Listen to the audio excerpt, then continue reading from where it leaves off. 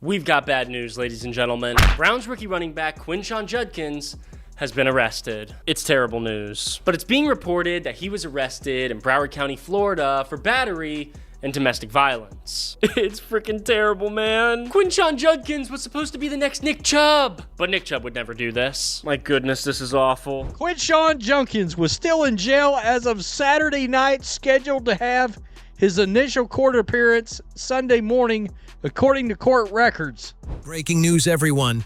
Quinshon Judkins, the standout rookie running back for the Cleveland Browns, has been arrested in Florida on charges of battery and domestic violence.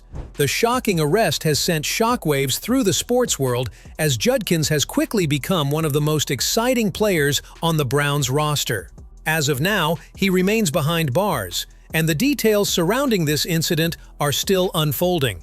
But one thing is for sure, things are not getting easy for Cleveland, which are in QB confusion, and now this. Judkins has been one of the most promising running backs the Cleveland Browns have had in recent years, and this arrest could put everything on hold for the team. With his contract still unsigned, there's a possibility that he could face suspension until his case is resolved, adding another layer of uncertainty for the Browns moving forward. But you might be wondering, what does all this have to do with Shedeur Sanders? Well, Sanders has also found himself in the midst of legal issues recently. In just 10 days, he racked up 2 speeding tickets, which raises some concerns about his own off-field behavior. While these are separate incidents, it's clear that both Judkins and Sanders are facing challenges outside of their respective games, and it's a reminder of how quickly things can take a turn for these athletes. In an unexpected twist, the NFL posted a picture of Shedeur Sanders on their official Twitter page, highlighting his efforts and putting a spotlight on his achievements.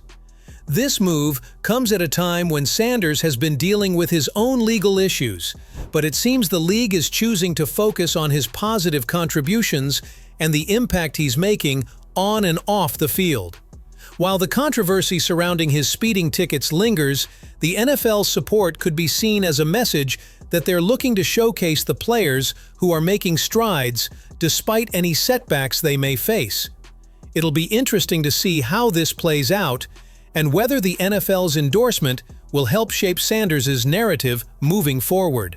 The Cleveland Browns are clearly doing everything they can to shift focus away from Shedeur Sanders, attempting to create their own narrative with the situation involving Quinshon Judkins.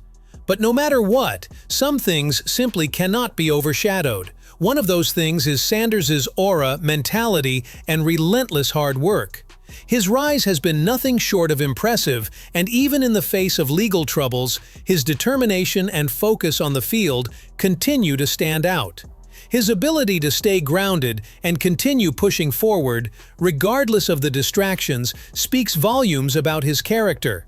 The Browns may try to make waves, but it's clear that Sanders' presence and drive are undeniable, and they can't easily be taken down. He could have been on chill, posted up. Nah, he's somewhere in Florida, I believe. I see the palm trees in the back. He out there in the middle of the night, dropping dimes. Balls is just right on time. The Cleveland Browns have been actively pushing an agenda against Shedeur Sanders, attempting to downplay his potential and keep him out of the spotlight.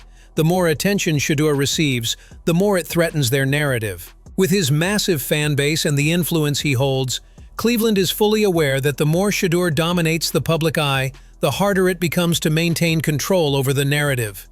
In an effort to combat this, they've tried to downplay his achievements, labeling him as just a fifth-round pick and not as deserving of the hype he's receiving. Their goal? To deflate his stardom before it reaches a point where it's impossible to manage. The truth is, it's not about protecting Shedeur, it's about trying to contain his growing influence. Close-up particulars similar divaining, people are now reacting to the NFL's post about Shedeur Sanders, and many are seeing it as a direct response to the propaganda being spread by the Cleveland Browns. The Browns have been trying to push Dillon into the spotlight, using media and narratives to elevate him and overshadow Shedeur. The idea is to build Gabriel up and distract from Shedeur's growing influence. However, the NFL's recent post featuring Sanders seems to be a clear answer to this strategy.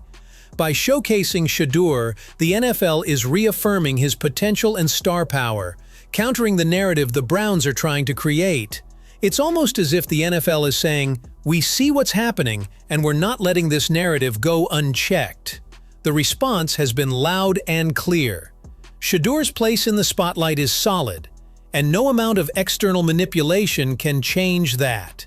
Oh, yesterday, the NFL celebrating a 5th-round pick by putting this on their main Twitter account.